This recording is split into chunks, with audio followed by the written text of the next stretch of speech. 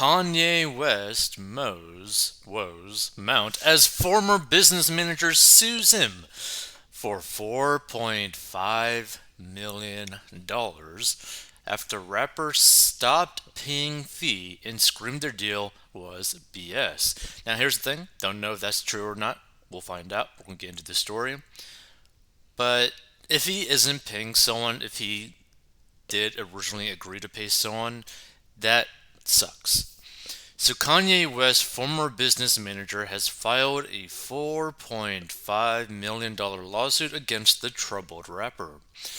Thomas St. John, head of the TSJ International accounting firm, accused West of refusing to pay 18 months worth of fees after St. John was brought on as his business manager in March, the blast reports. St. John claimed that when he confronted West about the $300,000 per month retainer fee, the rapper grew heated and aggressive and began cursing at him. Which, by the way, why the hell would you pay anyone a $300,000 per month retainer fee for anything? Like, that is so much money. The lawsuit states he screamed at Mr. St. John and made clear he no longer wanted to work with St. John. When confronted by the 18-month commitment that he had just been made, Mr. West stated words to the effect of the 18-month term was bull. Shh. And you're insane for even thinking I would stick to it. Which, by the way, anyone agreeing to some sort of like contract term of this for this amount of money for I don't know what is insane, right? The new lawsuit also spells trouble for West as his lawyers at the Greenberg Trierorg, one of the largest legal firms in the world, said they would be cutting ties with him. I swear, here's the thing. People can disagree with Kanye West on a lot of stuff, right? That being said, there is such a thing called your obligations, like your business obligations to another entity, right? Which means, like, if Kanye West did agree to pay this individual 18 months, then he should just pay it up. Same thing with his legal team, right? The firm. If the firm agreed to defend him, protect him, as long as he paid the the retainer fee, then they need to do that. Let's see. According to court documents obtained by the Blast, St. John secured an 18-month contract with West as assurance that defendants would not simply walk away from the business relationship. And to me, it kind of feels kind of like a dirty gym contract. That being said, if you agreed to the contract, you need to pay it up. But the accountant claims West did just that after only paying fees for the first 3 months of service. The lawsuit states that West has an unpaid balance of $900,000 as of October and will owe an additional $3.6 million by November 2023 when the 18th month contract was set to expire. TSJ noted that it was initially excited to work with the rapper and had to turn down two other potential clients to work with Yeezy. TSJ did not immediately respond to DailyMail.com's request for comment. So the breakdown in business comes as West Empire continues to crumble over his anti-Semitic behavior, with Greenberg set to drop the rapper as their client, the Financial Times reports. We are taking steps in response to the reported remarks in accordance with ethical obligations and court rules. The Florida-based firm, which was founded by three Jewish men, said in a statement. We condemn anti-Semitism and all hate speech or bigotry, which is repugnant to the core values we believe in and live. See, here's the thing, right? Even if you are Jewish, if You agreed to basically protect an individual, and that individual paid your retainer fee. You need to go and protect them regardless. So Greenberg lawyers are currently defending West and his businesses in a civil suit brought by Ultra International Music Publishing in New York, and in a federal suit by California performers hired to work on his 2019 Nebuchadnezzar opera. In the New York suit, the publishing company claims that West Flowers' track on his 2022 album Donda 2 infringes on their copyright by sampling a song written by Marshall Jefferson in 1986. In the California case, the performers alleged that they were not paid minimum wage or overtime, nor given adequate breaks when working on the opera in Los Angeles Hollywood Bowl.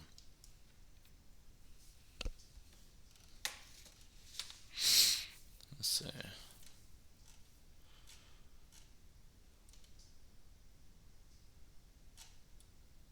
The future of Westdonna Academy remains unclear, after parents at the exclusive Christian school received an email near midnight on Wednesday explaining that the school would be returning with a vengeance. It was a hard U-turn from a message they received just hours earlier from school administrators. On Wednesday, Academy Principal Jason Engel sent an email to parents explaining that West 45 had decided to close the school effective immediately, with classes being canceled as of Thursday. But an internal email from parents of Donda obtained by TMZ told a much different story. Join us tomorrow morning in worship for the return of Donda Academy, the email read. With the help of our parents and community, we are back and returning with a vengeance. The children of Donda are going to change the world, the message added. Apologies for the late email. See you bright and early.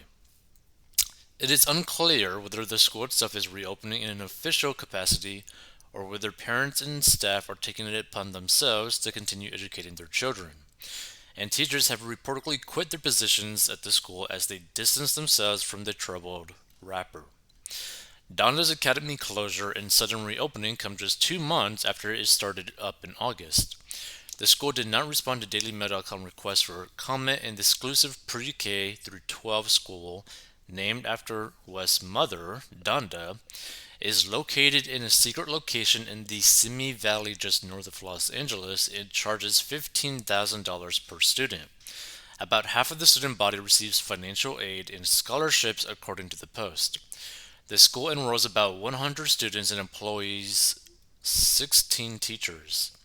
Parents sign a non-disclosure agreement to keep the school's location secret and to say nothing about it. There are reportedly a number of celebrities' children in attendance, including R&B singer Kaisha Cole's son, Daniel, and the school is well known for its high-powered basketball team. Rising star Robert Dillingham, 17, plays for the school, and NBA players like Celtics player Jaylen Brown have made appearances at the school. And yesterday, the rapper was embarrassingly escorted out of Skechers headquarters after showing up unannounced to pitch his Yeezy brand a day after being dropped by Adidas and having his songs banned by Peloton. Yee was taken out by two executives, according to a statement released by the company Wednesday afternoon. Skechers representatives said in a statement, considering Yee was engaged in unauthorized filming, two Skechers executives escorted him and his party from the building after a brief conversation. Skechers is not considering and has no intention of working with West.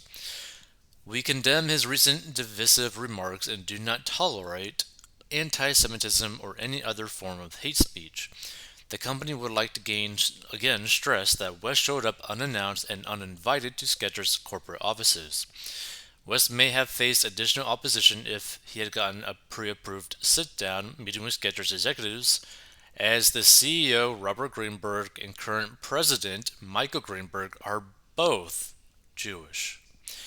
The rapper's removal from the shoe brand's office comes mere hours after Adidas announced that it will continue to sell Yeezy products while removing the rapper's moniker. Management said that they will sell the items under their own brand at the beginning of 2023, according to analysis. And Adidas broke off their deal with Ye Tuesday after pressure from fans over the rapper and designer's recent anti Semitic comments. It ended the lucrative partnership, which included royalty payments and other fees. I can say anti Semitic things and Adidas can't drop me, Ye had previously stated.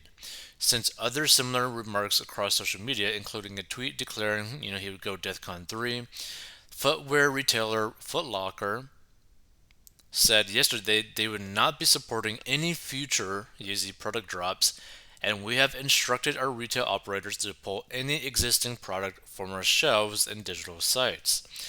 Even auction house Christie's, which was handling the private sale of a rare Nike Air Yeezy 1 prototype worn by West to the 2008 Grammys, is no longer proceeding with the sale. Balenciaga, Creative Artists Agency, TJ Maxx, and Gap also dropped West. The termination of the Adidas deal has knocked Ye out of the billionaire rings, according to wealth tracker Forbes. Ye is now worth about $400 million, which Forbes estimates comes from real estate, cash, his music catalog, and a 5% stake in the ex-wife Kim Kardashian's shapewear firm, Skims.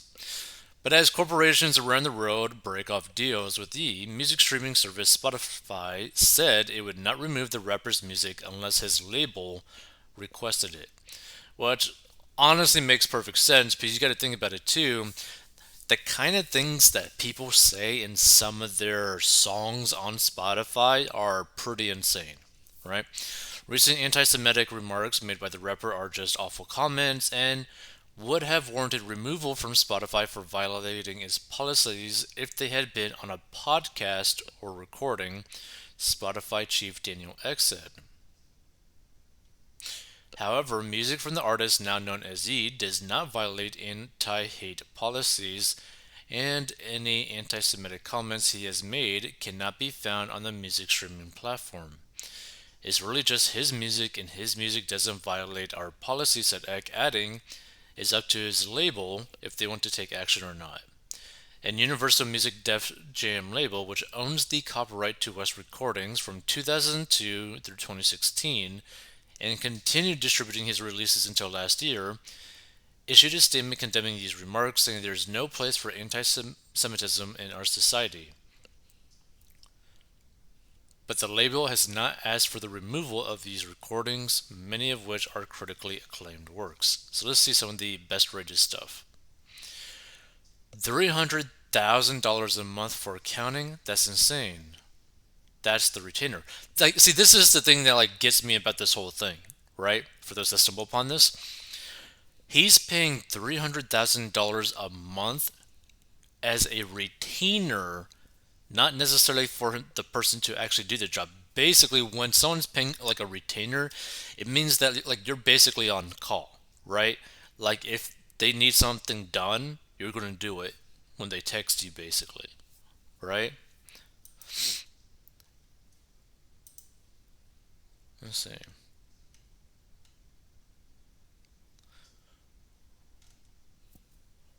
Kanye just sounds like a con artist. People need to stop giving him any attention and just not work with him just because he's a celebrity with money. People are dumb for buying into anything this man does and says. Speaks volumes of Kim.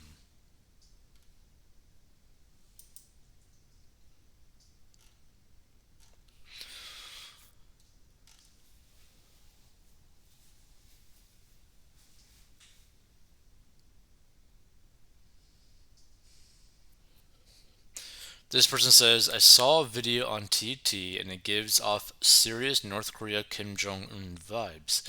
The children bow to a portrait of his mother and chant Good Morning Donda. I can understand him wanting to keep his mother's memory alive, but that's just plain creepy. If that's true, that is honestly very creepy. Kanye West has left a trail of unpaid bills and even filed for a PP loan from the government. I doubt he was ever a real billionaire. Poor businessman that rode a wave of goodwill and luck. The ride is ending now.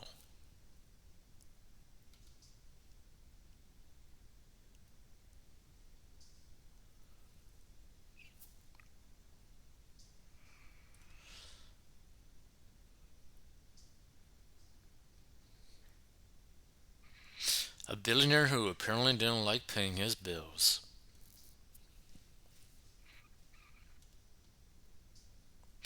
Going from bad to worse for him, you'd think he would get help for the sake of those kids. I wouldn't be surprised if it will only be supervised visits only with all the rubbish he's been spouting lately. Now, here's the thing I've listened to a few Kanye West podcasts, right?